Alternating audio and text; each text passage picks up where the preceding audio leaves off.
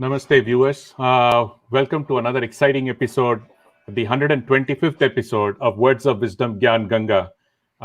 We are excited to have the Shri Rajiv Malhotra ji, and we have obviously we have Dr. Swamy here, and we're going to talk about a very important hot topic today, which is Hinduphobia in U.S. universities.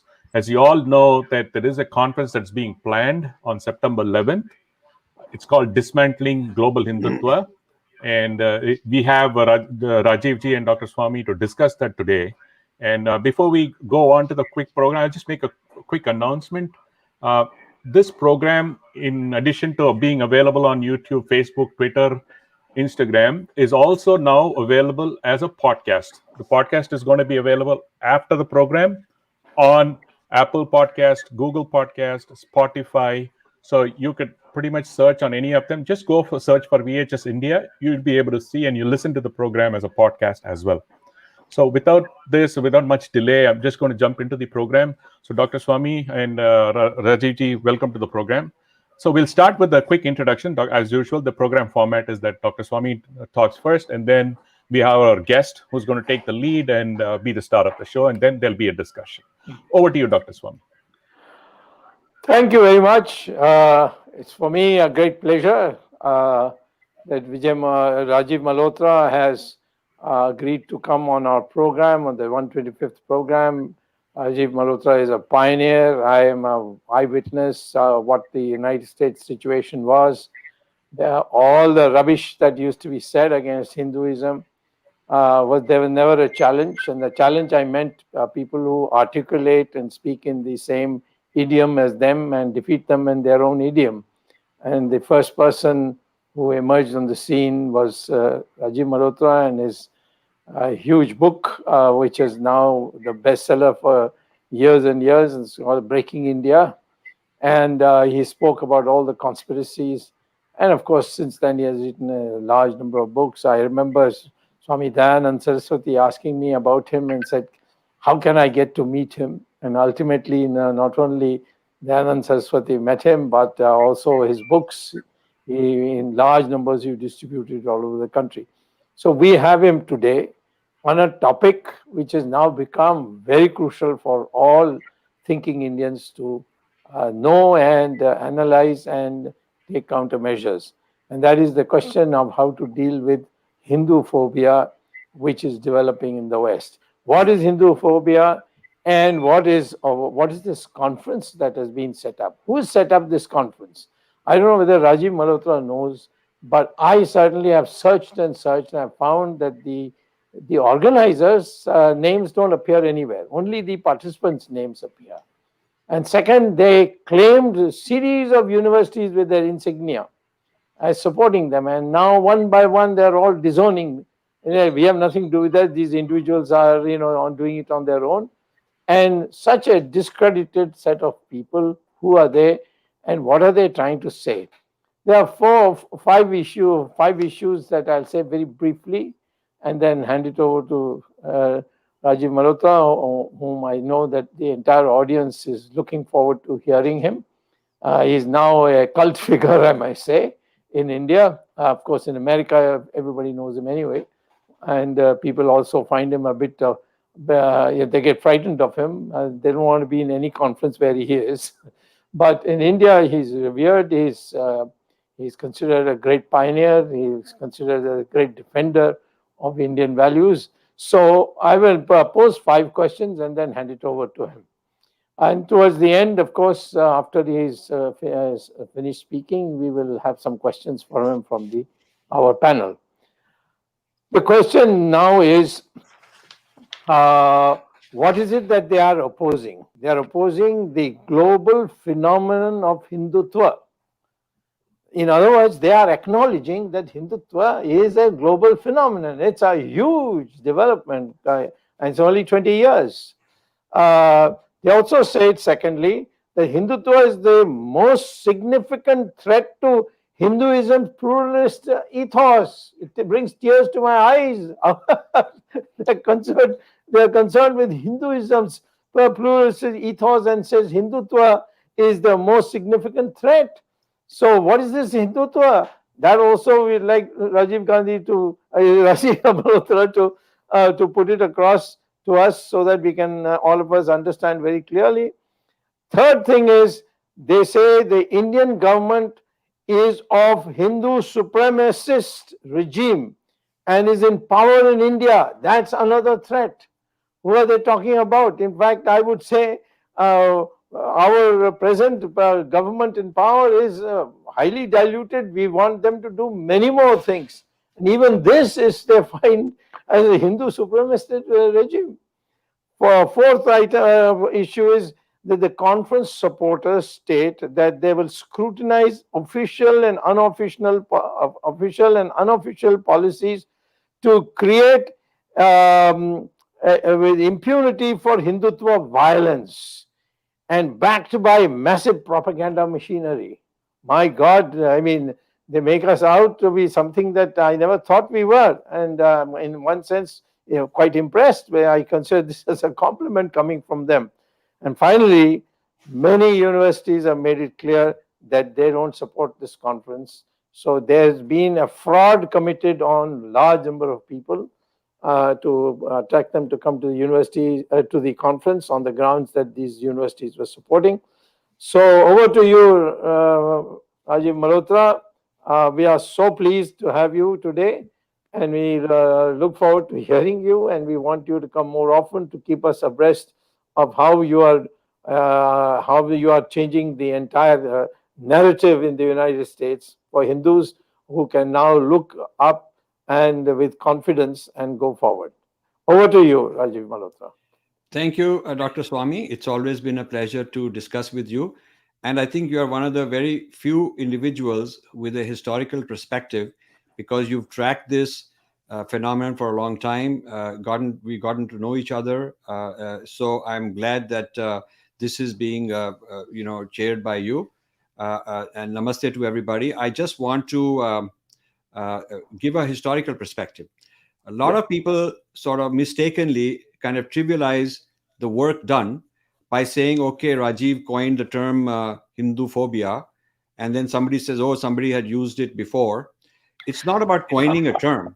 Dr. Swamy's legacy of one of his many things of fighting corruption is not about coining the term corruption, but actually discovering the corruption, hunting it down, finding who the culprits are, what are the nexuses, what is the methodology. In other words, really scientifically uncovering a syndrome is important, not what you call it and who called it.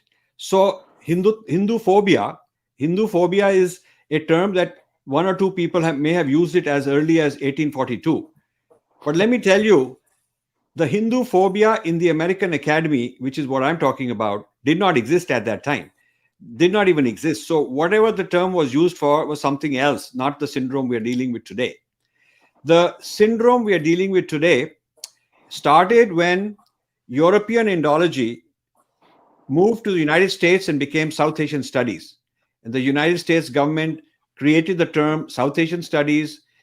A certain article of was enacted in the Congress to fund it. And it was important that since the British Empire was falling apart, United States should take the lead in controlling the discourse. This is what led to the rise to the creation of Ford Foundation, various other mechanisms. The study of more than 30 universities were funded by the US government to start this South Asian Studies. So that is a new lens. It is not the old lens of the British Empire. It's a new lens was started.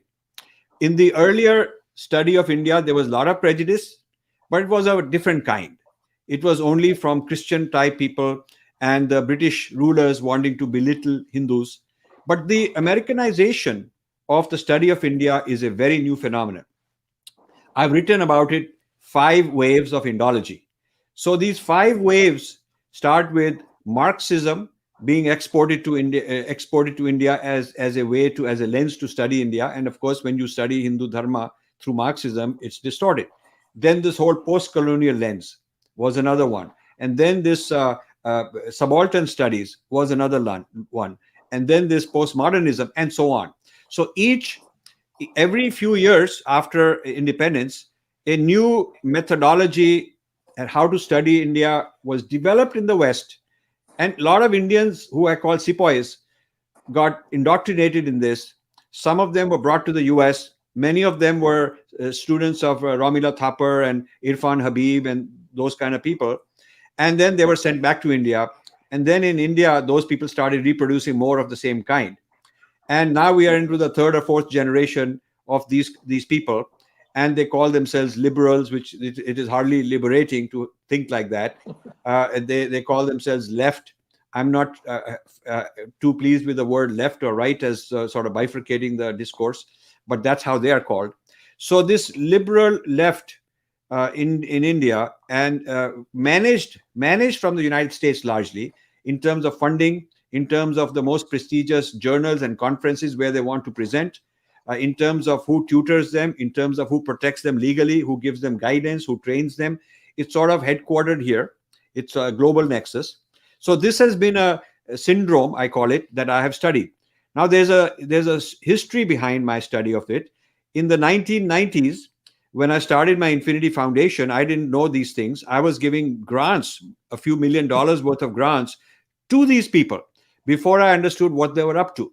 And at that time, they welcomed me as a great hero. I have letters from Dean of Harvard. I have letters from all sorts of people in various universities, department head of political science in Princeton, Columbia University, in collaboration with me, accepted a 6-figure grant to teach stuff. So I realized, because I'm a very active donor. I was a very active donor, not just writing a check for getting accolades and getting my name and face in the newsletter of the school or the college. I wanted to actually understand, and I wanted to engage, because I come from a point of view of a knowledgeable person. And I found that when I started looking at the dissertations they produced, the conferences they produced, and the whole discourse, I didn't find it acceptable at all. And I thought that this is free market thinking, and this is freedom of thought. And so I thought I'll also have views, and they will welcome it. And I found that as I raised issues, once they realized I'm not going to go away, and once they realized that I'm serious and I have lots of important things to say, they couldn't answer those questions. They couldn't answer my pointing out errors, my pointing out biases. They could not answer that.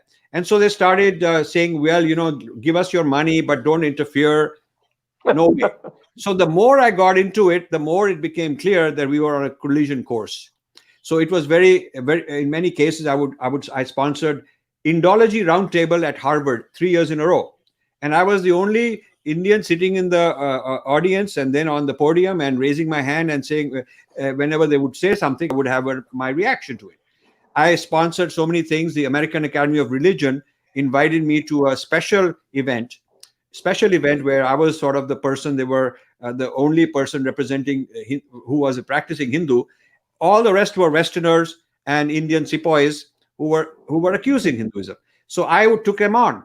So this one person taking on a whole mechanism became something that they got concerned about. They started targeting me. They started attacking me. Until then, there was no following from the Indian side. VHP wrote a letter to me saying, we don't think there is any such problem, because when we go to America, the temples are flourishing and we can go to Harvard and give a talk. And I told them, I'm not talking about what the discourse is in the temple. I'm not talking about that. And as far as discourse in the university is concerned, there is something which is official curriculum. You're not into that. There is no Hindu gurus books being taught there. You're talking about giving an evening lecture. That evening lecture, anybody can rent a hall and give an evening lecture. And that is not what the curriculum is. I'm talking about the actual curriculum and what they consider to be real knowledge. What you are giving an evening talk doesn't count. So it wasn't they weren't even informed. Our people, the gurus were not interested in getting involved in this. In fact, gurus would not want to entertain me as a speaker in most temples. They would say, if Rajiv Malhotra comes, it'll be controversial. We don't want to stir up controversy. So our temple is not wanting me to be involved. So if I'd go to the RSS people, they were not even involved in this. They didn't understand it. They were either they would claim that we are doing so well. We are this 5,000-year-old civilization, and we have this and that going. But they were not realizing that I'm talking about a particular kind of discourse, which is very intellectual, which is very scholarly, and they ought to read about it. It is not something you can comment unless you are well read. And they were not well read on this topic. Then I went to the government, the consulates, and with limited exceptions, few exceptions, they were not interested. It was too political. Of course, the industrialists, the businessmen, very successful Indians here, Hotel Association of Indians, all kinds of Indian Medical Association, not interested in taking up the topic because they wanted to stick to, let's make our money, let's not rock the boat. So this is the environment I was in. And so I started understanding systematically, how is this India studies operating? Where are the centers? Where are the institutions? So I studied universities and looked at every dissertation coming out on Hinduism, whether it's religious studies or anthropology or social studies or history department or political science. I made a database of who's who in the study of India. And at that time, there were 2,000 people on different faculties, postdocs who were studying India. Then I found seminaries. One of the biggest seminaries in the world, Christian seminaries, is right here in Princeton. And I would go there whenever there was anything to do with India, culture, whatever. I would sit there and understand what are they up to. And I realized that they are systematically studying Hindu Dharma as something that they have to counter. Then I found that Islamic groups, this is long before 9/11. And after 9/11, they got even more emboldened. But Islamic groups were involved. Kashmir separatists, Khalistanis were involved. And, it was common to find an Indian diplomat or dignitary coming and addressing, one of these Ivy Leagues with great pomp and glory. And then there would be all these Khalistanis or Kashmir separatists, heckling from the back. And our people didn't know what's going on. They had no idea of this syndrome. Call it, if you want to understand a disease, you understand its mechanism, how it replicates, what is its raw material, which organs it works on, and so on. You have to understand the mechanisms of a disease. So I was, in a sense, studying that. I then after Bill Clinton introduced the Religious Freedom Act after 2000. And in the Religious Freedom Act, they said that there'll be an organization reporting to the White House and to the US Congress to monitor religious freedom all over the world, except United States. This is very interesting. And this is called the US Commission on International Religious Freedom, USCIRF. The very first meeting they had, I went there. There was only one other Indian, and we heard their hearing, and we raised our hands and objected and gave our feedback. And since then, for many years, for the first 10, 12 years, every single year when they would produce a report on the violations of religious freedom in different countries, I would take their South Asia report every year and give a rebuttal. And nobody would, from our side, would taking it seriously because nobody would work so hard. So this this USCIRF, I don't know if anyone else who tracks this has actually gone to them. I have gone to their headquarters in Washington, D.C. I've had meetings with the commissioners. The commissioners of this are government appointed. They're salaried government employees.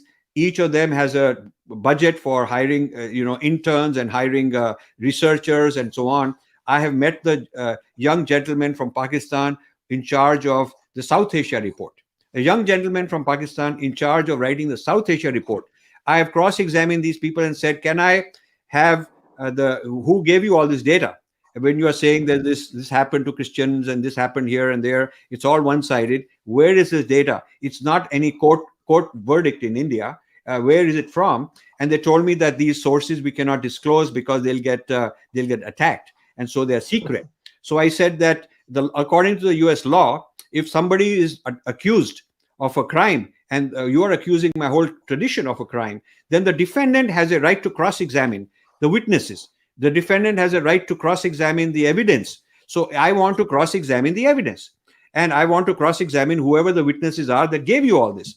And if you can't do it because of secrecy and all that, you can you can hide their voice and you can hide their face, but I want to be able to cross-examine them.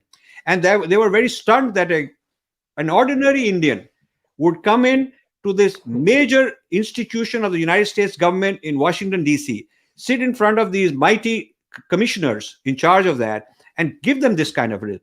And I gave them my PowerPoints, I gave them handouts. I said, here is my rebuttal to what you are doing. In fact, I pointed out that in their report that year, they had misquoted the Constitution of India.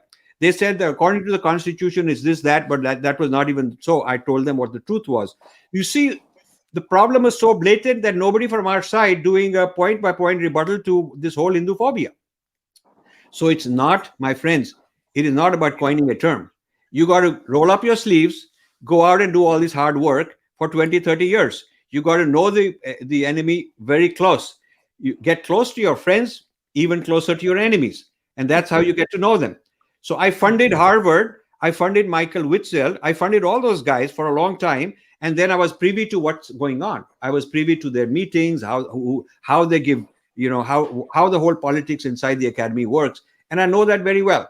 So then I started looking at think tanks, American think tanks, and how they feed policymakers in the South Asia desk in Washington in the State Department. So I got to know those people. I visited the State Department. So I have physically gone and interacted in person and by emails and by phones with all sorts of institutions that are involved in this syndrome. And I don't know if anybody who's done that. So if it's not a matter of, who coined the word, I mean, that's a real insult to a serious researcher, because a serious researcher has a lot of work to do in gathering this data, connecting the dots, figuring out what's my counter thesis to it, finding resources from my tradition to counter them, going there, presenting them, even if I'm the only guy in the room. So then I discovered that there were these George Soros type people. That's another kind of institution. That's kind of a shadow institution, because they're not very, very open about it. But now it's not just George Soros, and he's not the worst guy. Now there's about a dozen others, and I'm writing about them in a forthcoming book. Media all over the place involved in this very Islamic left-wing alliance being nurtured. And then with the rise of BJP, it took another wave of another kind of lens, where they started saying that anybody like me who happens to be, talking like this must be a RSS or a BJP man, not realizing that I started this long before BJP guys knew about this problem, or RSS guys, long before they even cared about it, because they were just busy in their own world. And they jumped on the bandwagon only in recent times, because I was getting traction. And how did Indians and Hindus start discovering me? They started discovering me when the Westerners attacked me. When the Wendy Donigers of the world sent a whole lot of people to attack me, then it became, wow, he's taken seriously. He must be doing something that they don't like. So that's kind of the history of this. And there are two books. First, I started writing on Sulekha, which was around 2000, late 90s and 2000. Then I started writing in other places. And then these articles were summarized in a book called Invading the Sacred. Invading the Sacred came out in 2005. And this book came out because Martha Nussbaum wrote a book, she's a very big shot feminist in Chicago. And, you search Martha Nussbaum, she's a who's who all over the place. Martha Nussbaum wrote a book on this, Hindu fascism in America. And there were people reporting Hindu organizations to FBI that they are worse than the Muslim terrorists. They should also be monitored. Dinah Eck went to American Academy of Religion. She was head of Hinduism in Harvard. And she also said that, we are more monitoring Islamic terrorism. Why is nobody monitoring Hindu terror groups in America? All of that she did. So when Martha Nussbaum wrote her book on this subject, she devoted a chapter to me. I mean, I felt, my God, this is interesting. I'm worth a whole chapter as a target. So, none of those other people who are now big shots, who are claiming to be, they have their own channels and talking about they are the champions, fighting Hinduphobia. There are people in the US, there are people in India. It's easy to cut and paste, copy paste what has been written here. A whole vocabulary was introduced here, popularized and explained in detail. And then many years later, a sequel to that book, Academic Hinduphobia. Now, there's nothing more direct than the word academic Hinduphobia, and it talks about all this we are anti-Muslim, Sanghi, caste racism, rapist, sati, fascism, backward, anti-Dalit, saffron, right-wing extremism, oppression, violence, hegemonic, Hindu nationalist. These are all on the cover. These are all things, and you see that the person's voice, the person's face on the side. That's a person who's speaking all this stuff against us. So I put this all out, and chapter after chapter is all about what these guys are up to. So I have paid the price. I've stuck my neck out, and they're hounding me all the time. They're trying to bring me down. Maybe our people don't even close ranks and give me moral support sometimes, but I've been doing this for close to 30 years now. So this is sort of the background. Because you cannot fight something. You can put a band-aid here and fight a symptom there, but you cannot fight the disease unless you go into the root cause. And to go into the root cause, you got to understand what are the mechanisms by which it operates. So this is just a quick summary.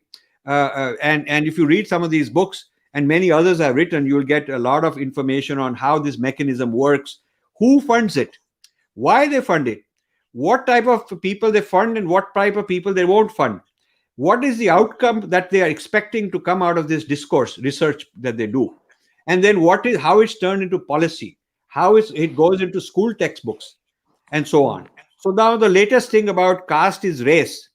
And this critical race theory is now being applied to critical caste theory, is become a very serious problem. It's working its way, not only this conference, at Rutgers and other places, but also they're taking it to the US Congress. And the Democratic Party, unfortunately, has been infiltrated by a lot of very extreme left, a lot of Islamic influence, a lot of Pakistani influence, and things are not looking good for the Indian point of view. And, as far as I'm concerned, I'm 71 years old. How much can I go on fighting on my own? And so I am also, for the last year or two, sick and tired that our people haven't closed ranks and created a sustainable institution. And so I moved on to other topics. I'm writing about artificial intelligence. I'm going to write 20 more books on various topics. And this fight of Hinduphobia is kind of like a scattered, fragmented, everybody want to become important. And so that is how the fight has disintegrated and fragmented. But there is no cohesive ecosystem. Whenever some flare up happens like now, then people come all over the place and unite and want to fight back. When that flare up is over, people go back to life as usual. There is no permanent team. There's no permanent infrastructure, and so that is what I've tried to create, a think tank that is there, whether it's good times or bad times, but we ought to be studying all this on a regular basis. And when the Hindu gurus have told me, we don't do these things. We are gurus. We do the puja and we teach you Gyan and we teach you, Upanishads, and we don't worry about it. I tell them, listen, you are supposed to do Purva Paksha. Agreed? And nobody can say, no, we don't want to do Purva Paksha because that's how we teach Vedanta. We do Purva Paksha. And Purva Paksha means reversing the gaze, analyzing and studying the opposing side.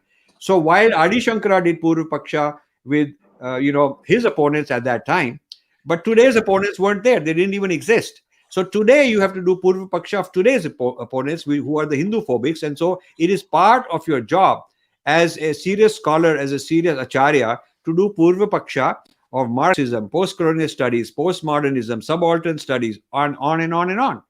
And our people have not put that into the thought process in whether it is the Shankaracharya Mattas, whether it is other gurus, whether it is universities in India. We're not doing Purva Paksha of the Western thought or Purva Paksha of Chinese thought on our own terms. So this is a serious matter, and I'm delighted that you invited me.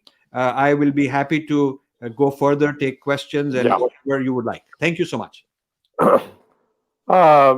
Thank you very much for this background.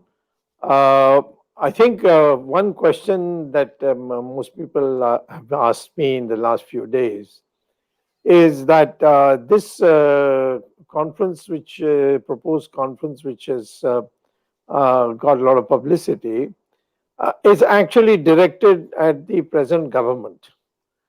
And so, therefore, one would have assumed that the Indian embassies and Indian officialdom would have taken this extremely seriously and perhaps raised it with the United States government. That this kind of thing then will is done. Then it can't be done between friendly countries. So, is there any contact of yours with the with the Indian embassy and Indian authorities? Well, number one. Number two, what is the attitude you think that we in India and perhaps those who are activists in the United States be taking towards a conference? I mean, anybody can hold a conference. We are not saying that don't hold a conference. But in terms of countering it, what is it that we should be doing? Great questions. So the answer to the first question, whether the Indian government has done anything, the answer is no. The Indian government knows about it. A lot of people have written to the embassy, the culture people there, the Indian Council of Cultural Relations, which is headed by Sahasra Buddheji. Decent man, Yeah. good man, well-meaning man, but his organization is completely impotent, not doing anything. Yes. The Yes. Indian consulate here in New York, silent. So their attitude is, we'll keep quiet, and maybe somebody else like these guys will fight. Individual like me will do the fighting, and we're tired. I mean, we can only do so much without the support of the government. They're attacking RSS, and the Yes. RSS leaders should issue a statement. The RSS leaders should come on, or should demand time on American media to defend themselves. It should not be some low-level guys in their personal capacity. There are a lot of good people in their personal capacity trying to do the best. But as an institution, if they are being attacked and named, then they have to have an institutional representation to counter it. Whether it is legal, because there is defamation, whether it is public relations, whatever it is, I see zero representation from the RSS people. I also see gurus. I mean, I know somebody who's written and made phone calls to Baba Ramdev and to Jaggi Vasudev and to Sri Sri and Mata Amritanand Mai and Swami Narayan, all these people, Chinmay Mission, Ramakrishna Mission, you name it. They're very good organizations. I like what they're doing, but this is part of what they're supposed to do, because this is what the Mahabharata says. You got to go and defend your dharma, and this is the nexus of the Kurukshetra. It is no longer a small town in Haryana. The Kurukshetra is global. So wherever the fight flares up, you got to go and you got to defend yourself. So the people who are in power, who are the leaders of all these big institutions of our dharma, who take all the credit when credit is when they want to claim how great they are. When it comes to controversy, they run away. They don't want to get messed up in controversy other than some domestic Indian politics. So I'm very disappointed with that. Now, regarding what can the Indian government do? I think, first of all, I offered 20 years ago, and I've offered this many times since. I have a huge database tracking who's who on the other side, what they're up to, what is their thesis, and I'm happy to turn it over. But I want competent people on the team that I can coach and mentor and turn it over, and then they can continue with this. There needs to be a surveillance and monitoring of who these people are. After all, they're so public. Almost 1,000 people have signed in the various from the various academic institutions in India, in the United States, and elsewhere for this conference. So it's very clear what their positions are. I mean, you can go and study go to their websites, and they're very full of all this venom. Why isn't there a hard work? Why isn't there a cell? Because I cannot just keep doing this. Why isn't there a cell that's monitoring all this the way China monitors? And China, when they give visas to American scholars who go there to study China, they look up their track record. If their track record is anti-China, China-phobia, they don't let them. They give them hell and say, okay, you don't want to complain about our lack of freedom you go and do what you want, but we're not going to let you in. And when they go, they are the Americans who go feel very honored that China has allowed them in, and they better behave themselves. And the Chinese control all the journals of China studies. The most prestigious journals of China studies worldwide are controlled by their own people. And that's not the case here. Our discourse is controlled by foreigners and Indian sepoys who work for the foreigners, and the government does not have the courage, does not have the competence even. Neither the Ministry of Culture nor the HRD people nor the ICCR seem to have the wherewithal to understand the problem. So, the thing is that I'm also tired of giving all this stuff, and I've backed off and said, okay, RSS is attacked, let RSS defend themselves.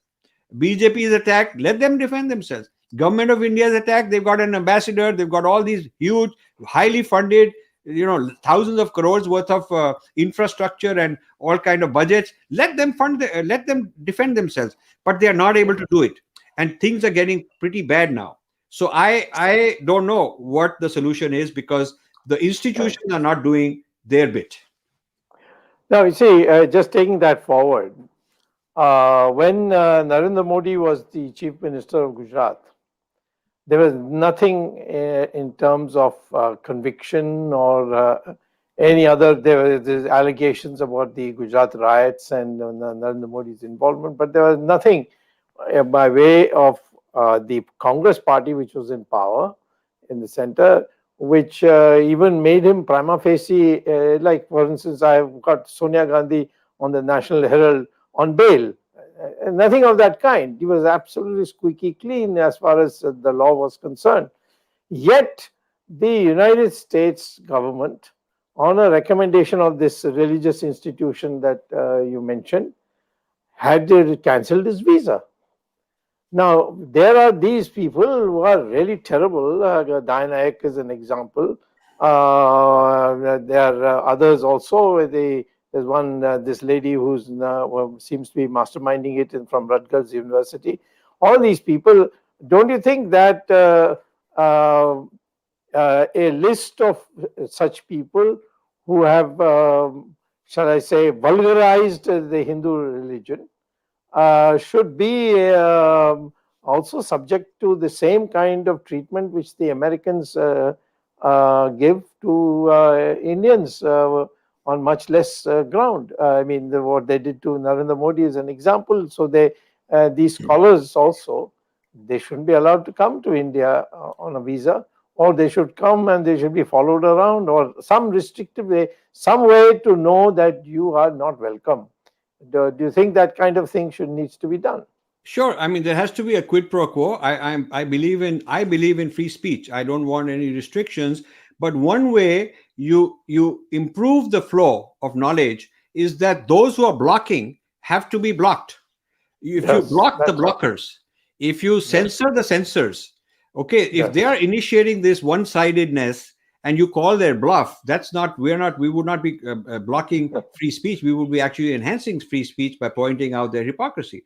Now, Dr. Swamy, you were teaching in Harvard, and then they suddenly decided not to allow you anymore. Your course was scheduled. It was there official for many, many years. Suddenly it was decided to cancel because some people raised a complaint that you had made a statement regarding some Muslim issue in India long ago, and that had no relevance to economics, which is what you're teaching. And in any case, academic freedom, which is being given to Audrey Truskay and all these other people, you also are entitled to your academic freedom, and that was denied.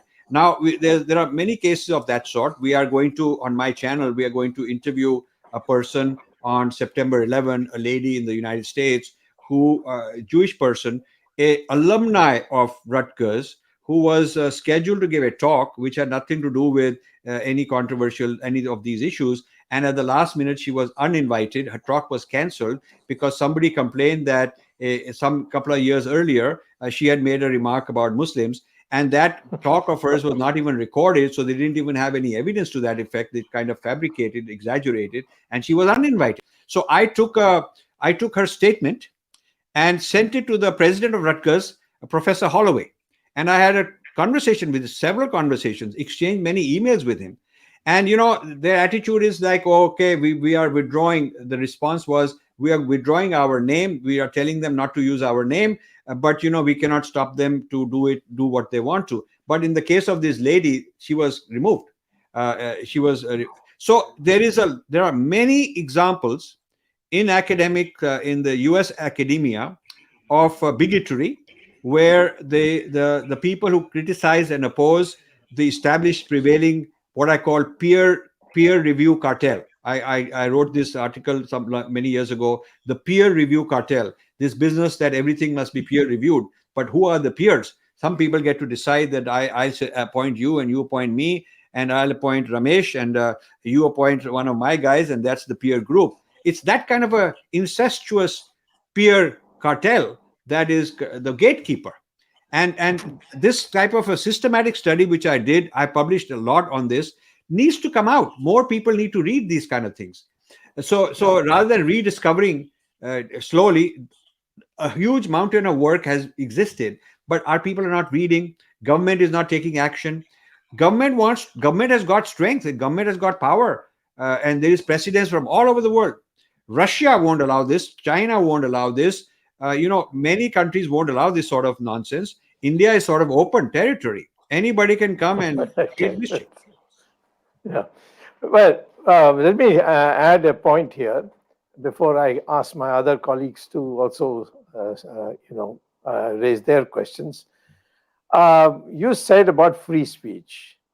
In our constitution, Article 19 bracket 1 is the clause or the article which of the constitution which is about free speech, the fundamental right to free speech.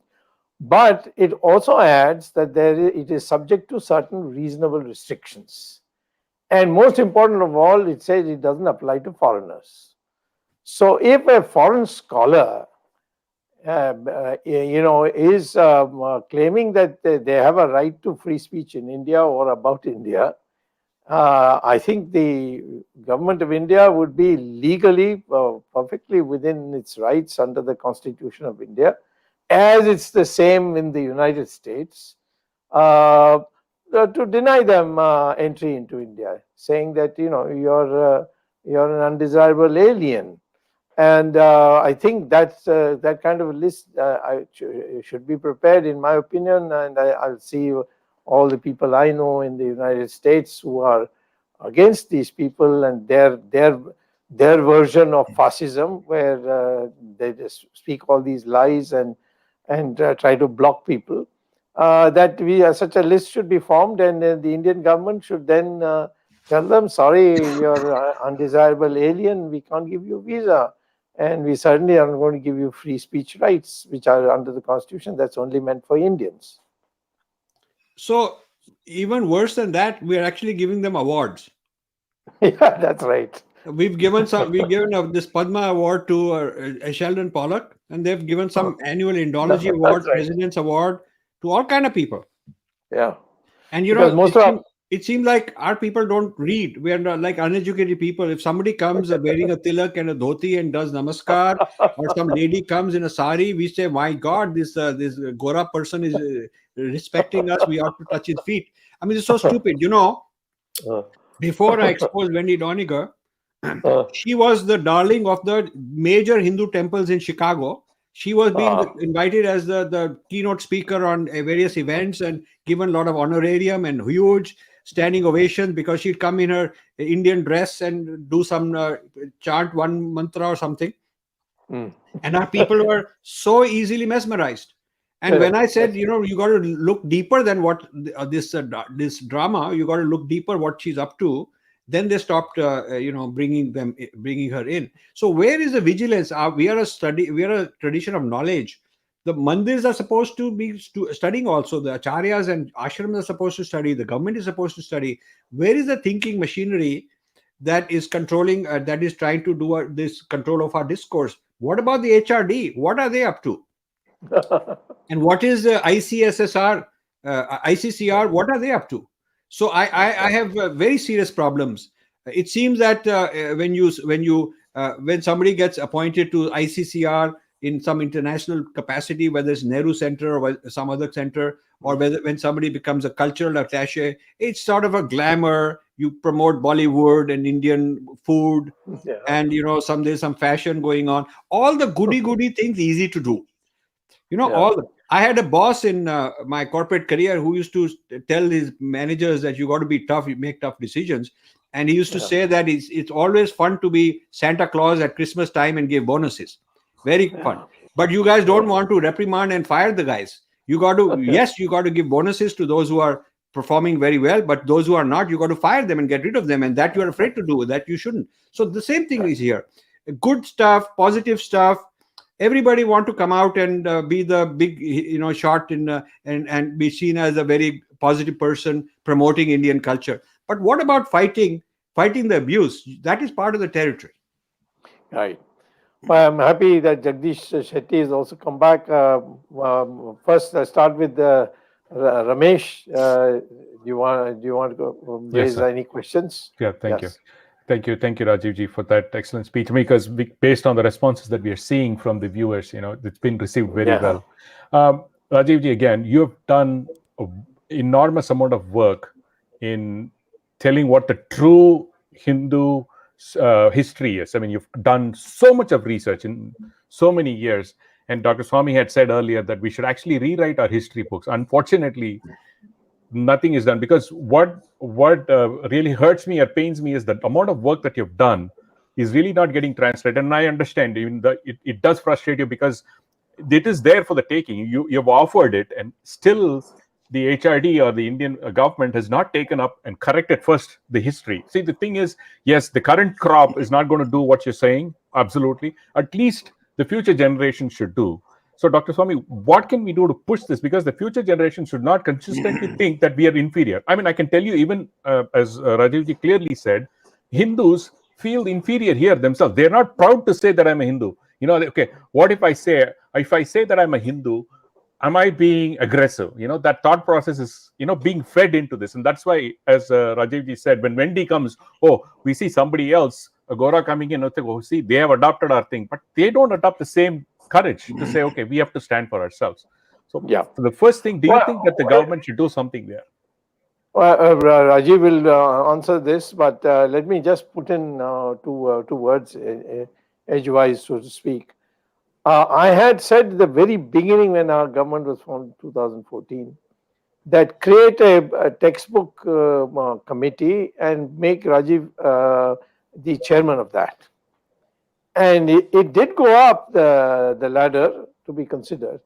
And somewhere people said, we have been in this for such a long time, we have been forgotten, and so on. And the whole thing got scuttled.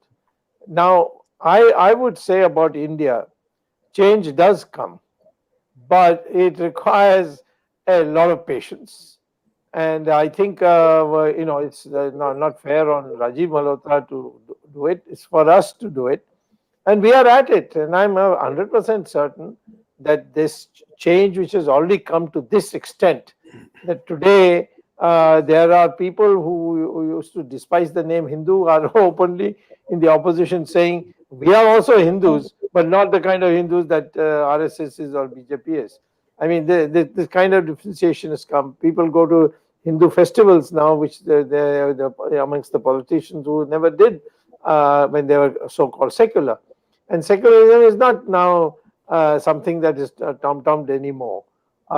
So I think let's not be completely disappointed. Yes, we are disappointed that nothing much has happened. But I know that in this country, you keep pushing, ultimately it does happen. And so I would like to, end it in an optimistic way. Of course, Rajiv can tell us exactly how he would like to see these changes being made. And then we'll ask Jagdish to, raise his questions and then take it from there. So, my concern is that the discourse is now being used, whatever the discourse is, all its biases, the discourse is being used to train algorithms, because an algorithm has to be trained the way you train a child. When you educate a child, if you send him to a madrasa, the child will turn out one way. If you send him to a Catholic convent, he'll turn out another way. If you send him to a Maoist training camp, another way. If you send him to a Hindu pathshala, he'll turn out another way. So it depends on what kind of education the child is given. The same way the texts, the discourses fed into the machine learning for training the algorithms are actually very instrumental in deciding what the algorithms will do. So all of the social media is driven by algorithms, and the algorithms are driven by machine learning, and the machine learning is driven by various texts that are being used for training. And I see what they are. So, for example, Wikipedia is being used. For example, the whole university's American Ivy League output on humanities and social sciences is being scanned. It is being fed to the machine learning systems, and that's being used to train algorithms. So what I fear is that artificial intelligence is becoming a force multiplier against us, because artificial intelligence magnifies and amplifies the biases already there. So previously you needed human beings sitting around and biasing this and censoring that. Now, what's happening is your messages, how much you'll get a boost, who will get a boost, who will be blocked, who will be shadow banned on various kinds of media, whether it is audio, whether it is video, whether it is text. All this is algorithm driven, and we are not the ones who control the algorithms. They are not belonging to us. Those algorithms belong to the tech giants who are mostly in the United States, and many of them in China. The Chinese ones, we've sort of tried to get rid of them with some success, not completely. So I fear that this age of artificial intelligence driven discourse is going to become worse, and I've called this Breaking India 2.0. And I feel that the Breaking India is going to become more intense. So now they're watching through facial recognition, being fed into all the video cameras out there. They're watching who's who, where there's a farmer revolt, which are the farmers on this side or that side, who's talking to whom, who can be mobilized. So when there are riots, there is a role of social media as a vehicle. There is a role of social media. But remember that it is all very selective. While Trump got banned, not a single Taliban channel has been banned. I mean, it's very amazing. Not a single Taliban channel has been banned. They're all over the social media, and they're being boosted. They're being those things are being promoted. Who decides what is good discourse and what is bad discourse? Very, very strange. So this is a serious problem. It's a technological problem which is going to make things worse, and India is not in the driver's seat, because we are exporting technology manpower, but we don't own the intellectual property. So that's my prognosis, why I think I'm predicting, and nobody wants to hear this, that by the year 2030, by the end of this decade, India's sovereignty will be at serious risk from a combination of external threats, this whole China, Pakistan, Afghanistan kind of thing, and internal Breaking India Forces 2.0. Because we are not in control. We haven't even understood and diagnosed the problem. Niti Aayog don't want to hear me because I keep telling them all this. I'll tell you the silver lining is the military people in India really get it. It's the military people that I've given many workshops, private or off-camera workshops, and also some public discussions. They really understand the threats we are facing, both the Breaking India internal threats with all this social media manipulation, and the external threats from various enemies. The military understands it, and they want to know more about it, and they want to do something about it. But I don't see the rest of society really current with the state of the art. Rajiv, a follow-up question. It's a brilliant thing, because feeding the AI engine the content, and it's just going to make assumptions because what you feel the algorithm is. But how does China or even the Islamic countries counter that? Because there's obviously content that are against them as well. So how does China fight against that AI engines not making assumptions in the wrong way? I don't know if you read my book, but I'm going to show it here. My book on artificial intelligence. So this is a book I just came up with. Okay. Artificial intelligence and the future of power. 5 battlegrounds, and the battlegrounds include not only economics and all of that. It includes geopolitics and national security. So I've discussed all of this stuff. Okay. The short answer is that these algorithms, the people who control these algorithms, have been infiltrated by a whole lot of Islamic forces. You have Zuckerberg taking a position that on Facebook, he just changed it a few weeks ago under political pressure. But the position was that any post that questions, that suggests that China, the Wuhan lab may have been the origin of COVID-19, that is going to be blocked. So the question is, who are these guys to set policy on discourse? On the one hand, we are talking about open society and level playing field and intellectual freedom. On the other hand, it's all being controlled by algorithms, and these algorithms are, the policy of the algorithm is decided by these people. So China has got its own social media power, because they have algorithms and they have platforms. Maybe India doesn't allow them, but Chinese platforms are very big in the rest of the world. I mean, it's not just TikTok, these kind of things, but huge amount of platforms of China are multi-billion-dollar. Some companies of China worth hundreds of billions of dollars in this business are all over the world, and India doesn't have its footprint in this particular space. So we are behind. Jagdish? Yes, Rajivji and Dr. Swamy, it's actually very nice for our viewers as well as our members that both of you come together on such a topic. My question to Rajivji is, you mentioned about what's happening about the Indian groups and what's happening to these people who control them from India. My question is, have the common man, Indian or Hindus in the US and their groups, have they not realized the threat from this Hinduphobia which these universities and vested interests have been spreading? Can't they be mobilized under your leadership, Dr. Swamy's leadership, and other leaders who are there? Can't we mobilize them? So you see, the sad reality is, let's take Rutgers as an example. 5,000, there's more than 5,000 Indian students in Rutgers. It's the largest ethnic minority, and most of those Indian students are Hindus. But a very small number of them are members of the Hindu Student Council, a few hundred. And they come for a samosa and chai at Diwali time and do some fireworks and crackers. And if you say there's a bhangra, they'll all come, or a Bollywood movie, they'll come. But you see, most of them are serious students. They come from medical school, engineering school, computer science, business school. I mean, they are professionals. Their parents send them and say, okay, you better get good grades, go make a good career. So in the quest for doing well for themselves, which Indians are doing very well, the pursuit of activism is not emphasized. It's not emphasized by the parents, and it's not they don't have the foundation. Nobody has coached them. I would like gurus to set up a branch in every campus.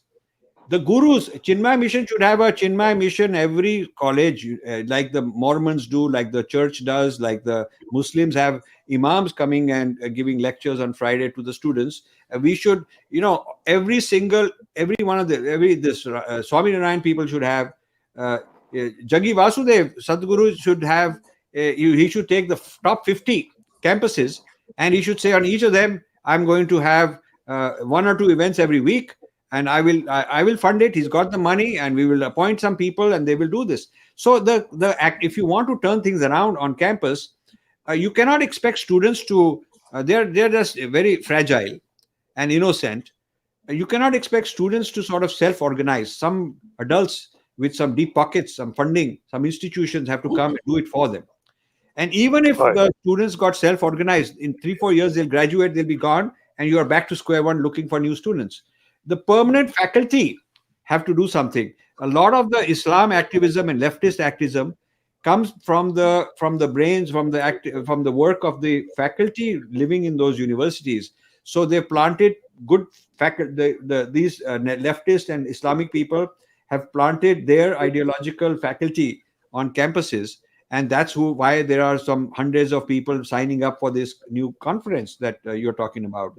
The Hindus exist. In a place like Rutgers, there are several hundred Indians who are mostly Hindus on faculty, but they're in medical school. I know somebody who says, I'm a mechanical engineer, I don't want to get involved, like that. So this is the problem of we are facing in getting these people organized. But slowly, there is awakening. Every time an event like this happens, it's an opportunity to wake up people, because that's when they wake up. They are waking up on this. It is too little, too late to do anything for this time. Hopefully, this traction will not be lost. It will be permanent. Hopefully, we will be better prepared for the next time. Yeah, I think the Indian students and professionals did do something on the textbook, for example, in California. Yes. And it's just an example. I think that kind of thing needs to spread. Yeah. Yeah, Jagdish, you can Ramesh, conclude. No, sir, that's it. I mean, we have pretty much covered most of the topic, and it's a fascinating also discussion. 9 o'clock. Yeah. Correct. So it's Uh, fascinating discussion. So So Jagdish, go Jagdish, ahead. you want to conclude? Yes. Thank you, Rajiv Malhotra ji and Dr. Subramanian Swamy, for this very interesting discussion on the Hinduphobia in the US universities and campuses. Today was our 125th episode of Gyan Ganga Words of Wisdom. We had started this program on during the lockdown virtually within weeks or 1 or 2 weeks on the 2nd of April 2020, and it was a daily program, and we had the privilege of even hosting Rajiv Malhotra ji in one of our programs, milestone program. And today is the 125th episode. Earlier on, it was a daily program. Then we converted it into a weekly program. Then Dr. Swamy even did Saturday shows like legal words of wisdom, Nyay Gyan Ganga, and economic words of wisdom, Arth Gyan Ganga, on Saturdays to educate our viewers. Actually, our motto of Virat Hindustan Sangam, and where Rajiv Malhotra ji has been kind enough in the past in physical conferences to come and guide and motivate our members, is basically to educate and empower. And today was one such discussion. But we are happy to note that our program is watched in 125 plus countries across the globe. This is not just a marketing talk, but based on statistics which we have obtained from our social media channels and other records. And we have reached 200 million viewers for this regular program. And what we started as a subscriber for YouTube of Virat Hindustan Sangam, it has reached 1,27,000 subscribers across the globe. So we thank our viewers for this. I have to also thank my today's co-host Ramesh Swamy for his constant support for putting this program together, and our technical team led by Ashish Shetty, Tejas Navalgul, Gadgi Rakesh, Ishwar Iyer, Swaminathan, Vishal Mehta, and this time our Srikant Patil from Thane also helped us in our publicity and our various language thing. So it's always a pleasure to host Rajiv Malhotra ji, and I wish and hope in future Dr. Swamy and Rajiv ji do many programs on this type of issues, and also guide our members and audience across the globe on this important development. So with this, it is thanking you all and wishing you a good night in some parts of the world. Some parts of the world it's good afternoon and good evening or perhaps good morning. But Ramesh Swamy has some information on some of our social media platforms. So with that, he will give you some information and then we will end the show. Okay, thank you, Jagdish. So with today we have also started Telegram channel for Dr. Swamy. You can go look for Dr. Swamy's Telegram channel. We have, as soon as we announced it, we have 5,000 people who have joined it. So we'll have more people joining. See, the goal is more to spread as much as information possible because as we move forward, we need to keep up with the times. We started only with YouTube, then we expanded to 8 channels. Now we are trying to adapt as soon as possible, as much as possible. As we say, the key point is when Dr. Swamy and people like Rajiv ji who have spent so much of time before, when they come to the program, please don't think that they're just coming here and saying things. Okay, Rajiv ji is preparing for 3-4 days. Dr. Swamy sits down and prepares all these programs. So please try to take this spread with everybody, because what we are sharing here is very crucial, and it is important that you share, spread, and make sure everybody is aware.